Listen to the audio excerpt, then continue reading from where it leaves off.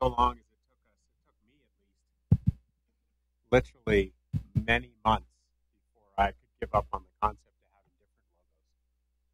Because as Gene Jackson had put to us at the beginning of this process, you have to decide initially, the initial decision note has got to be, are you a branded house or House of Brands? So the first thing I said was, well, what does that mean? And then she explained it, and clearly Nike is a branded house, and Procter & Gamble is a house of brands. So when you're as big as Procter & Gamble and you have highly developed, famous brands, you can do that. At our size, we can't do that. Not only that, are we trying to, do we have the resources to promote and build independent brands? And the answer is we really don't. Plus, as a matter of fact, we're all in the same boat. We're all trying to do the same thing. So logically, as you heard from me this morning, we ended up in a place where, okay, we need to have a single brand. I guess it is. That's not the right way to say it. We need to have a single mark.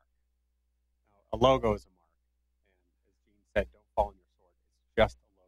The brand or brands underneath it are indicative of what they are, what you believe in, what they're trying to accomplish, their struggle to be the best in the world. In the case of the national teams, or in the case of a club, their struggle to be the best they can to their membership and hopefully produce a world champion someday, but at the same time serve their whole membership. And so we met for sometimes every other week for a long time. Charlotte Moats was our official consultant from McKinsey on the project. Am I allowed to use their brand? Not really.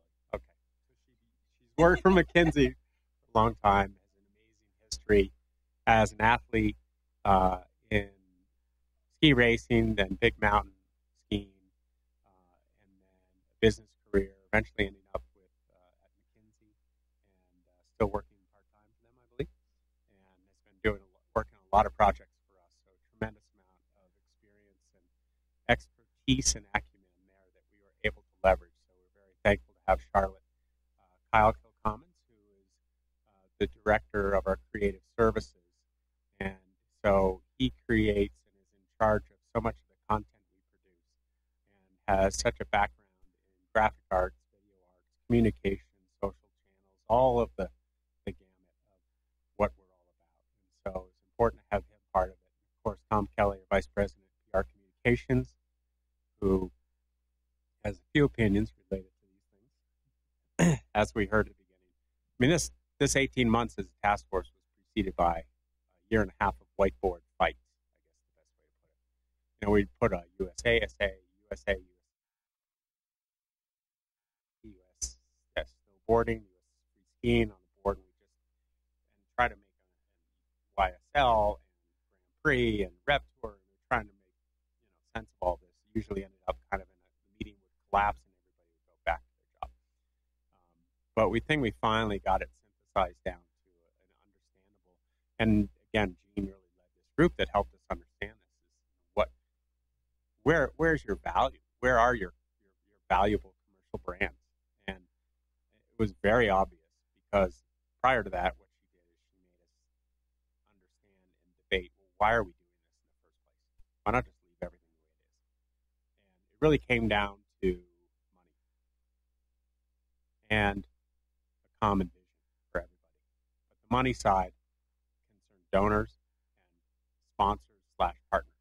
So outside of our own endemic world, you could fairly say that a lot of people were confused about us. We couldn't tell if we were all the same thing, all very different. What was the difference between the U.S. ski team and U.S. free skiing, for instance? And so it really was really clear that we were confusing people outside our world. We found that when we were pitching potential partners, and we had 4 logos on a term sheet or on a proposal, and we would try to explain all that. And when I got here, and I was making a lot of presentations, and also, again, to donors, new donors who don't know a lot about us, major donors explaining who and what we are, and just stumbling on USSA, USST, all of the U.S. snowboarding, U.S. free skiing, and how is it tied together? What is that again, and why is it that? And so it really made sense to take a shot at trying to do this as all one team. And we think we've gotten there. We went through incredible gyrations with the images, logos. We had a number of we were able to talk a number of creative firms into taking a shot at the mark pro bono. I pretty much lost a good friend over that fight, but it was unbelievable what we went through, meaning one of the firms was, I was very personally involved with them. Put that aside, we ended up with what we think is a pretty good mark. And we were fully expecting, Gene also prepped us for this, that you can expect about 30% of the people are going to tell you, F off, it sucks, we hate it. And that percentage is much lower than we thought. It's more like 1 or 2%, although I haven't gotten too many of the people I haven't got a lot of harsh pushback. But the little bit that I have has actually been some of the people on our boards who are older and very used to the U.S. Ski Team logo and brand. But they're coming around. It just takes them a little while. Once you start launching a new mark, the old marks instantly, like that, look old. So that's really starting to happen to us now. You guys want to add anything before I go through the slides? Tom? Yeah, I've been involved with the organization for a long time, so you can imagine I was probably a little conservative on some of this, but I really came around to it last summer. And I thought back a lot to how this whole discussion started, and Tiger talked about what we've done the last 18 months. But for me, the origins of this discussion came 4 years ago next month, in June of 2013, during a long-term strategic planning session. Both Luke and I came forward with some thoughts about how can we do a better job with our USSA brand for our grassroots programs. We had done a lot with our U.S. ski team, U.S. snowboarding, and U.S. free skiing, but we really hadn't paid attention to our grassroots programs. We didn't have anything of value. Now, we weren't thinking on this line at all. We were just thinking of what can we do to really amplify our current brand so that everyone in the grassroots, all the clubs, the parents, the officials, the coaches, had something more of value, that there was more pride involved with. And as this whole discussion went on, we discussed it for a whole year before Tiger came into it. And then we discussed it for another year, and we really couldn't come to a direction. And ultimately, Jean Jackson, who's just a legendary marketer and who's familiar with our sport because she has kids in the program or has had kids in the program, really came to this direction. And I look back now to what Luke and I started 4 years ago, that we've come to a point that neither of us ever imagined, where we would be putting together a one-team mark through this organization that represented every level. And the value that brings now, I see it as just being truly extraordinary. So I hope it's something that will be well embraced by our grassroots programs, knowing that they have a mark that carries the same value as the national teams and the whole organization as one team.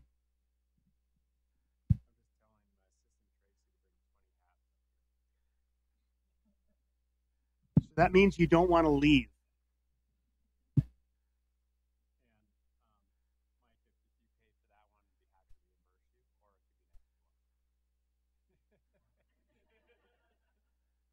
I'm thrilled that you're wearing it. Head of USASA, in case not all of you know Mike Mount. Yeah, one thing I would add to that too is, from an architecture standpoint, which means how do the names fit together? How do we talk about all of this? I was very caught up in USSA, meaning one, the grassroots clubs, certain alpine events and non-alpine events across country too were named U.S. That was kind of a classification of a league, a USSA race. I'm not a USSA racer. I am a USSA racer. On top of that, it's the name of the organization. On top of that, the United States Ski and Snowboard Association houses the national teams. But an association fields the Olympic teams. That just seems fun. It doesn't sound right. The Olympic teams are the Olympic teams. The national teams are national teams. They stand on their own. So the name of the organization will be a little more closely tied to that. So we dropped the word association from our name, and we're not abbreviating it. So that one's going to be hard to get used to. That conversion time. So as of tonight, nobody can say USSA anymore. US Ski and Snowboard. If you get tired of long ski snowboard. USA Gymnastics is not called USAG.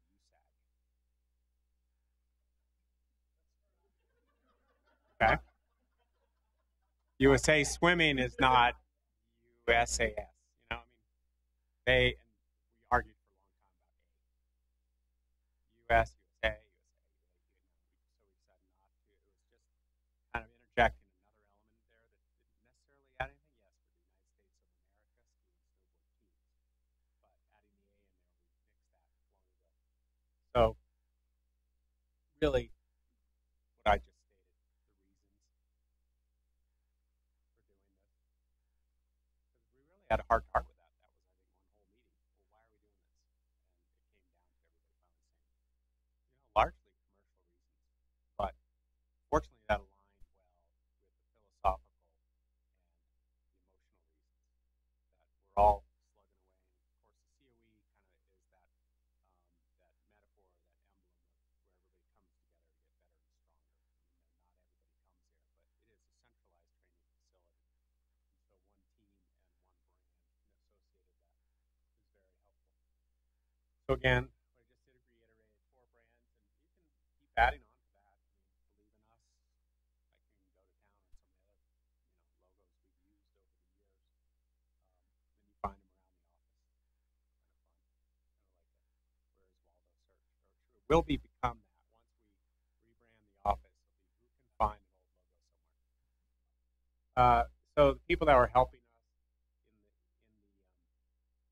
the task force, Gene Jackson from Nike, Patty Wolf from Pepsi, at one time international brand manager for Pepsi, Mark Dowley is at DDC and Partners, Team USA, that's the USOC, so the Chief Marketing Officer of the USOC, Lisa Baird, was on the committee, and of course the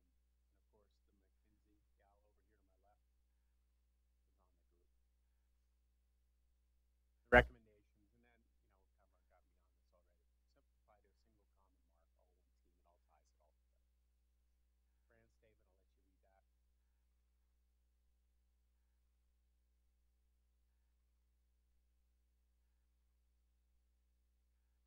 got me on this already. Simplify to a single common mark, all one team, it all ties it all together. Brand statement, I'll let you read that. We feel it ties it all together. Very simple, long-winded, but a brand statement tends to be, it's the story about, well, what is the brand about? That's what we're all about. And again, part of this whole packaging and relaunching a new brand is talking about, what are the elements of it, what does it stand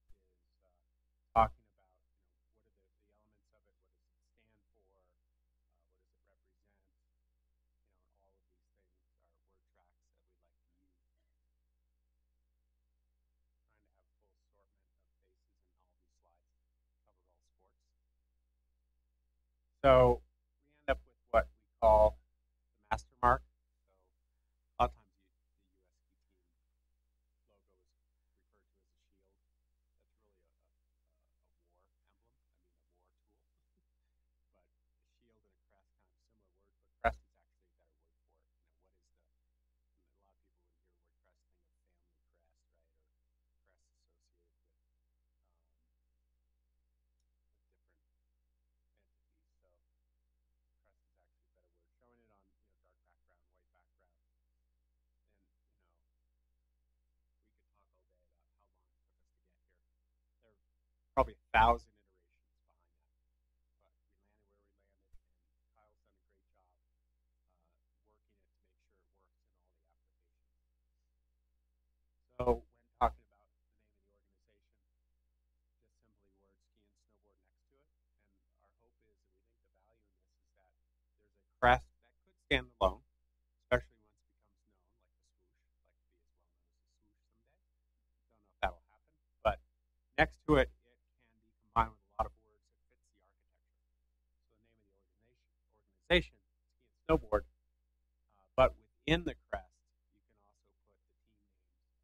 put the team names, our 3 most powerful brands. The brands we sell, the brands that we believe our donors and supporters care about, which are our national teams, which are our athletes, and they produce the results, which is really the product of the elite part of this organization. Other examples of how it can be used and the flexibility with it, word combinations next to it, regions, divisions, clubs.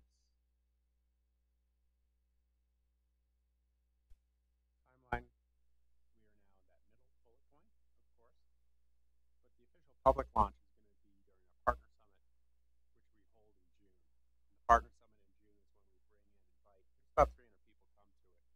all of our partners, and we combine that with athletes with a board of trustees meeting, and have kind of a whole day of events on Thursday the 22nd of June. The night before, there's a welcome. You're all welcome and invited to this if you're interested in coming. It's really a lot of fun. So we have a whole day of programming on stage, panels, presenters, keynotes, etc. It's a very interesting day. So on that day, or the night before, I forget exactly where we're landing, because the 21st is Wednesday night, right? Is when we're going to launch it. So this very much so in today's world is a virtual launch. There are going to be 300 people there maybe seeing it and talking about it, but this is when we want all our athletes to push it out through their social channels, to their followings. We'll do the same. We'll change the website that day, etc. So it's the total reskin should occur that day, and that's when we'll send them on the scavenger hunt to find old logos. Yep. Yeah, just to add a few things to that, one of the cool things that we're preparing for that day is graphic sets that can be used by all of our partners, all of our clubs, anyone in the field. And what we want to generate on that designated time, which is still to be confirmed, that everybody in unison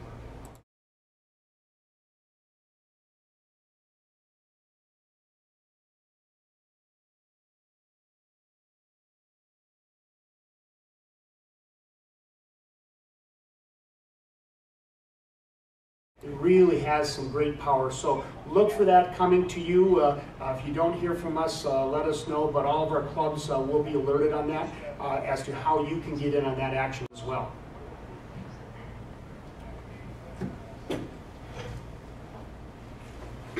So how everyone can help, and again, it's knowledge, knowing how it works, and then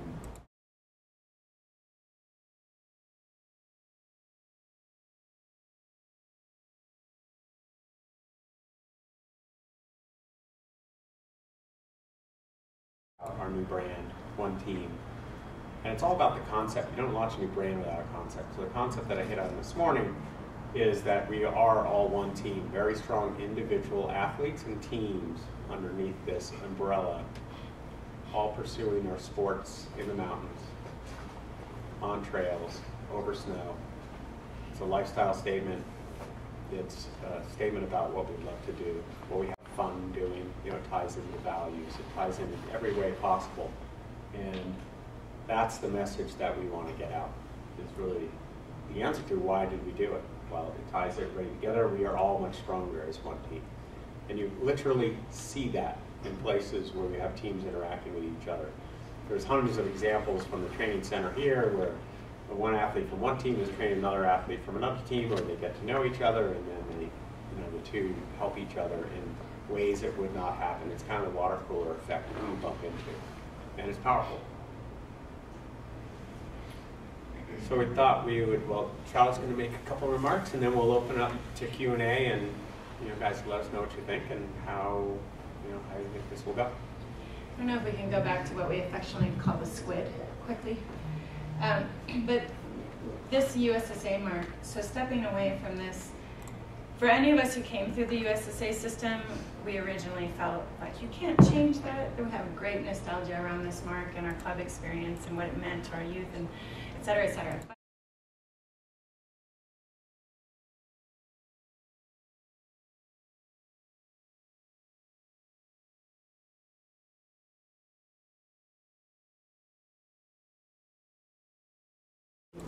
Connecting with eventually a development pipeline toward snowboarding or free skiing or freestyle. So we felt that we debated this a lot, but in the end, through that feedback from the external perspective, came to the conclusion that it's much better to tie the entry level of the sport more closely to these external brands and elite team brands. So it wasn't because we were devaluing the grassroots, but to a lot of potential participants, we felt as though it was going to be a stronger gateway into the sport. So just something that we debated quite a bit. And the one other thing, you mentioned the website coming out during Partner Summit. So on the website, hopefully, I know we've had a lot of feedback over the years about the website. And the website, we can just say, is getting a full rebuild rather than just swapping out logos on the different pages. So hopefully this approach of having one united team will also carry through on that website, and we'd love your feedback when that does come out. The logo itself, the elements of it, which Kyle and Tom will cover, in the workshop this afternoon. Obviously, patriotism is a big part here. Stars and Stripes, U.S., our country.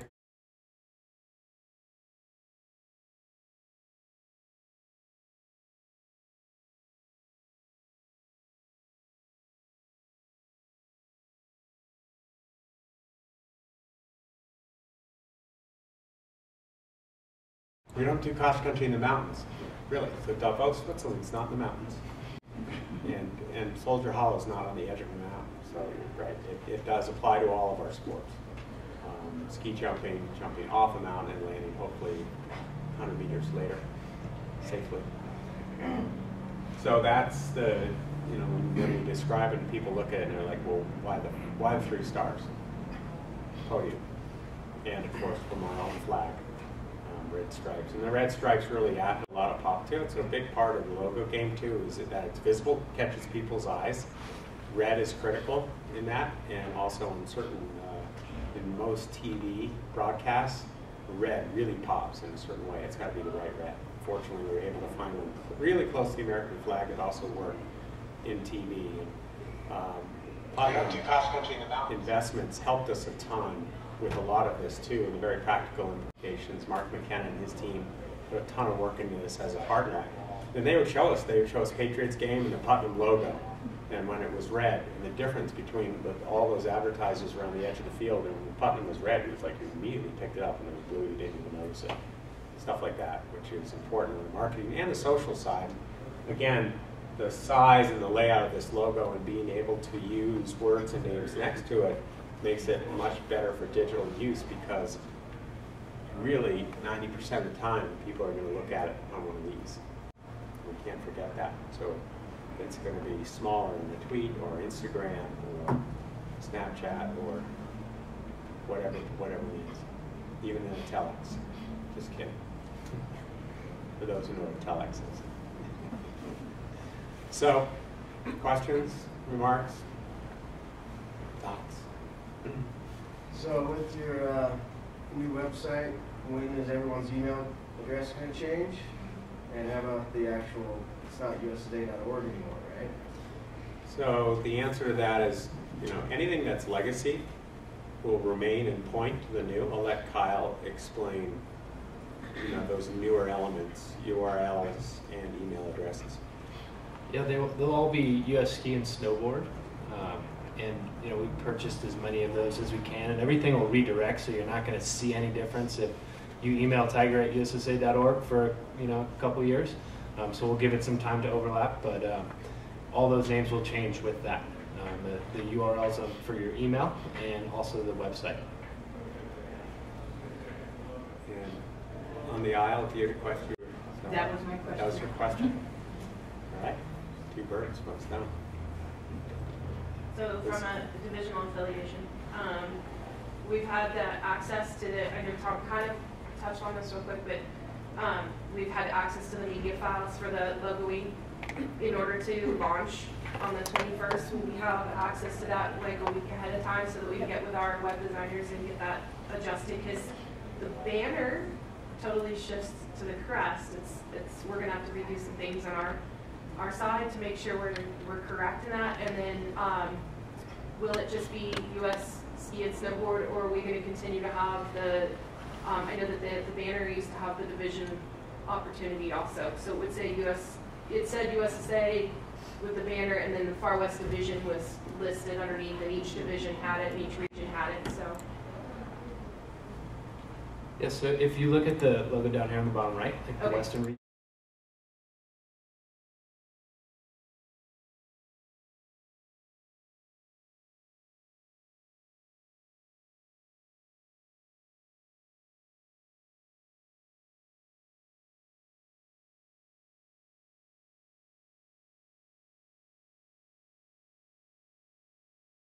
for whatever purpose that takes. And over the course of the next couple weeks, we'll be able to roll out a logo pack to you guys. And exactly how that's going to work, we'll figure it out. But feel free to reach out to us, to any of your contacts, and get in touch with us, and we can help you guys work through stuff. We can even get ahead of it more so than a couple days or a week, and make sure you guys have what you need. Perfect. So please reach out Kyle, what's your and ask last us name? anything. Sorry. Kill Comments. Yeah, that's easy to spell. Yeah, totally. Try them all. Come talk to me. I'll give you my email. It's got a silent J. Perfect. Yeah. The other point to add, at 2 o'clock, we're doing more of a detailed workshop. So if you have like more intricate questions like the color palette and fonts and things like that, Kyle and his team are going to be here to talk about that. And just a shout out to them. It's great that we have this amazing in-house team to be able to roll this out, and they kind of took over from the designers when the designers were finished and have done all of the production work. And it's Kyle and John McFarland in the back, and Sarah Brunson, our photographer and designer, but they've done just a great job at being able to move through all of the logistical pieces with in-house teams, so we didn't have to go and spend money outsourcing that. And I think when we get into the rollout, for sure there's going to be some questions and some things that might shift around. But as we've done these little softer launches, like in February and the one we're doing here, we've learned a lot from them. So I think we're on a pretty good track, but these guys are right on top of it. So just come to them with your questions. Sorry, TK, but where is that 2 o'clock meeting? Because I don't find it on the Thursday. It's right here. Thank you. I don't see it on the schedules. It was not on the original ones, but it should have been on the more recent ones. You were too on top of it. One thing, if we could just roll right into it, actually. Good. We can get it going up here. Tracy, Santa Claus has arrived. Just pass them out to everybody.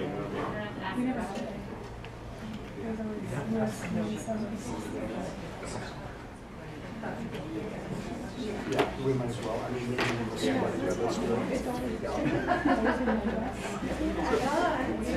Kyle's going to bring up the workshop presentation, and it looks like we've got time to roll into it if people want to stay for that and get into the more specific uses. And then we'll be here at 2 o'clock also for anybody else that wants to.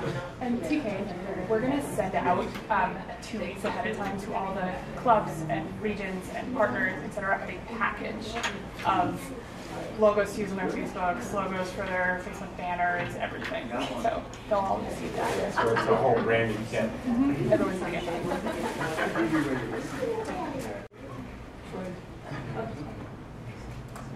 So, Tiger, I had a preliminary discussion with Kyle yesterday about how we integrate NASTAR into this logo.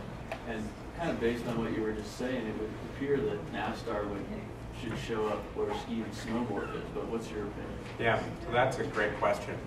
And it extends beyond that, not just NASTAR. So if you think of the different competition leagues, we've been using the word leagues because it's kind of generic, but U Ski League, Rev Tour, USASA event. I mean, at all of the different levels in the different sports, there's a collection of competitions that define to a certain degree what level athlete you are, also define maybe a region, and that leagues of racing and competing really have their own branding. And NASTAR is a great example. World Cup's a great example. Grand Prix, Rev Tour, and you can go on and on, right? YSL. Buddy Werner League. So it doesn't necessarily, the league can have its own brand, but could it borrow the same look and feel? That would make a lot of sense. To, again, tie it all together. Everybody using the same approximate look builds a lot of value for everybody if you see it everywhere. And so with NASTAR, we've got to figure out what the next step is with the NASTAR logo, evolution. And for sure, U.S. Ski Team, U.S. Snowboard logos next to the classic NASTAR logo, which also has Liberty Mutual in it. So it's a little complicated there, especially when you title sponsors of race leagues, which, again, Toyota Grand Prix, can they adopt our logo? We probably won't. I mean, especially in the international league, because the international league transcends many countries. So it doesn't make sense necessarily to use our national team logo in an international series of events. Does it in a grassroots league? Probably. Would make a ton of sense, or at least co-branded side by side. So we're not quite sure where that'll shake out, but that was one of the things that we start stumbling on as we get into the minutia of this, because there's always kind of ahas and uh-ohs later on when you try to do this. Good question. Mike, I put you on the spot this morning. A little bit. No, it was fun. So, I mean, the thought there is there a way? You're going to put me on the spot again? No, I'll pick somebody else. Okay. NASTAR. Oh, yeah, right. NASTAR. USCSA. Okay. Yeah, USCSA. They're not here. So, but we did talk to Andy Reagan earlier this week. But that's a great example. Again, so an independent series of events.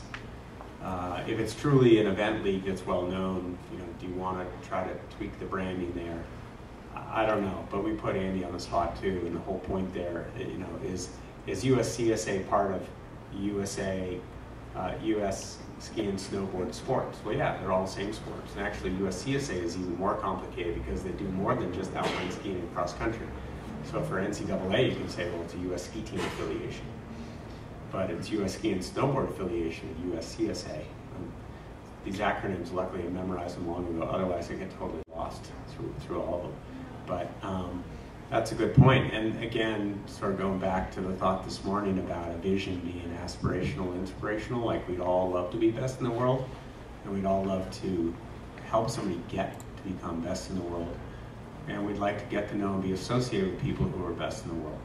So, if that's the aspiration, is there a way to borrow some of the look and feel of the body that's in charge of the people who are the best in the world? And I just throw that out there, and that ties it all together vertically as well as laterally between sports. And that's the whole idea. And maybe I've been thinking about it for too long. It all seems to make a ton of sense. So if it doesn't, throw rocks at us and let's talk about issues or anything that doesn't jive for any reason. But this is great. This becomes a workshop that way and every time we do some sort of a major project, there's always something in the end where somebody goes, what about? And we all look at each other and go, we never thought about that. And we want to try to avoid that as best we can. It's gone too well to this point. I'm sure there is a thorn out there somewhere we just haven't uncovered. But it seems to be going pretty well.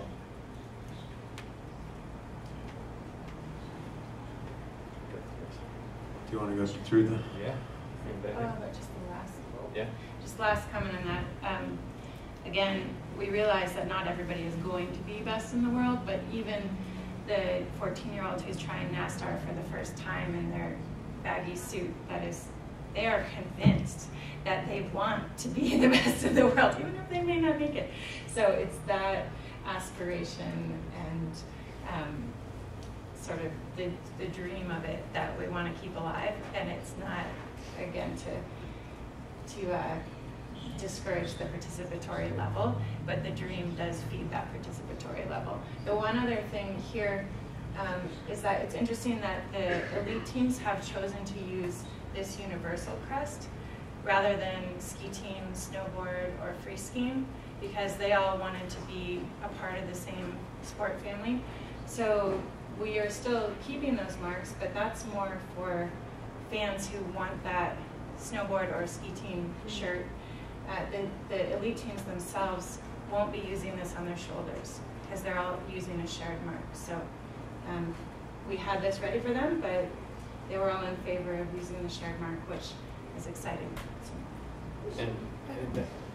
I just had a question about that, Charlotte. Was that, did you guys ask all the individual athletes? Was that based on their, all of their feedback? Did you talk to It was, Jeremy felt really strongly about it, and we did get feedback from the athletes and coaches as well. And so, especially when it comes to Grand Prix, when a lot of those athletes are together, it was, the simplicity was preferred. So it surprised us as well. And just to add a little bit to Charlotte's comment, I mean, if you think about kind of all the sum of the parts helping kind of raise the tide for everybody, if something that Kelly Clark does helps something that Jesse Diggins does, or something that Gus Kenworthy does raises the profile of Travis Ganall, and they're all wearing the same logo. And also just kind of from an executional standpoint, when you're on TV and the logo's not right in your face and it's on someone's shoulders, like, let's simplify that. And you kind of couldn't really read the words anyway. So let's maximize our space and simplify the direction. So that's kind of where it's all going. And the free ski and the snowboard guys are competing all together, and they're traveling together, and it just makes a lot of sense to think about those guys a little bit closer in this one team. It's been cool engaging the athletes too. We've been doing sort of a social media presentation around it as well, with having athletes from different sports call out other athletes with this #OneTeam. So having Darian Stevens talk about Alice Merriweather, from totally different sports, but turns out they grew up together, things like that. And so it's been really cool to sort of allow them to almost admit to these friendships they have in different sports and allow them to be one team. So the person just speaking is Courtney Harkins, who runs our social channels. And I should have introduced you earlier. She's been pivotal in a lot of this decision making along the way too, and really has her hand on the pulse the most in terms of our social channels and working with our athletes with theirs also. It's obviously a huge part of this. And when you look at the guys on the Alpine team, they're still going to say US Ski Team on their back, and they're still on the US Ski Team. Those brands are not going away.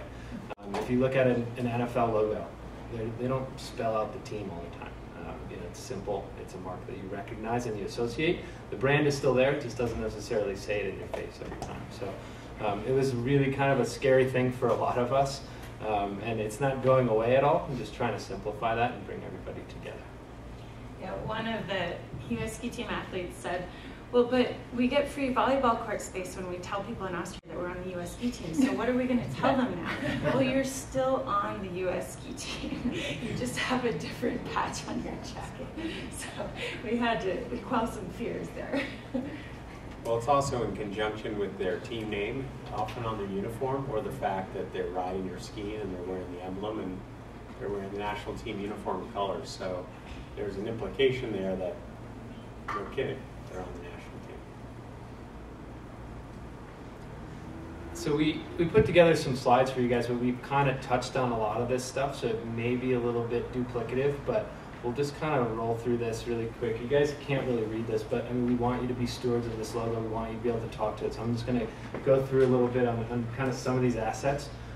We used a really kind of classic typeface that we can use to customize all the words outside. So that US is the same font that's going to be outside the words.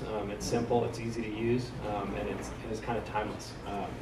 The 3 stars, as Tiger said, represent the podium spots. The mountains are what show us and bring us all together. And then the 2 red stripes are an ode to the country's flag, and they show a little bit of speed, which is really a similar tie to all of our sports. And as we said, the US Ski and Snowboard logo replaces this USSA logo. So from here on out, when you see the USSA logo, that should be the US Ski and Snowboard logo. In terms of patches and signage for USSA level competitions, we can set up an availability of you guys to just order patches through us to make that process really simple. So please, if you have any thoughts, questions, comments, concerns about how you want to deploy this on your clubs, on your regions, on your divisions, please let us know. We'd love to hear how you guys do it. We'd love for you to use it more, and that's why we did this. So there'll be patches and signage available for order. Any questions on that? Yeah, I got to run to it. Now the meeting, I have two things. One, this rule that's never enforced in Alpine is the national team shield on the helmet.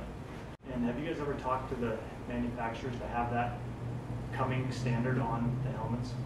Because no FIS kids in the United States have that shield, and it's a FIS rule. It only happens as they go up the level. So I would look at that, and basically when any kid buys a helmet, should have a shield on it.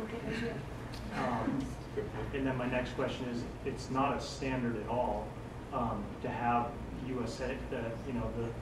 USSA logo on any team uniform. So like every club in the country It's something that the clubs don't do. You know, the clubs are all part of USSA, and maybe there could be a strategy that it's just when you see any club affiliated with USSA, the team jackets have that logo on there because they're logoing them up anyways, right? But like we'll put Stratton Resort on ours, but we don't have US Skiing on it. Love it. Yes. Yeah, we'll push it. Yeah. That helmet one I would push with the industry. Thanks, Mike. We touched on this quickly, just kind of how a club or a region could customize a logo. You see like Western Region as an example, or insert club name if the club doesn't have a logo. So that's something we would love for anyone to do. So that's an opportunity for sure. We can do some lockups with clubs directly if the club already has a logo.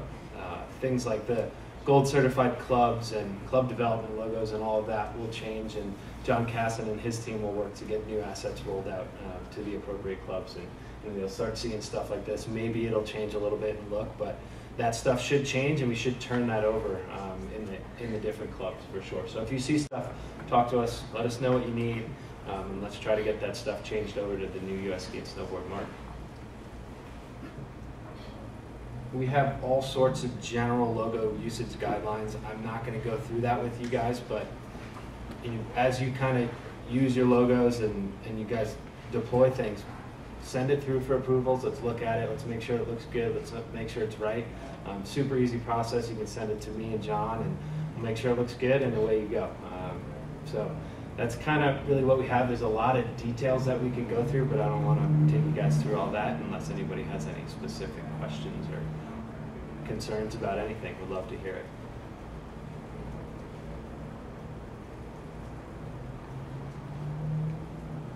All right.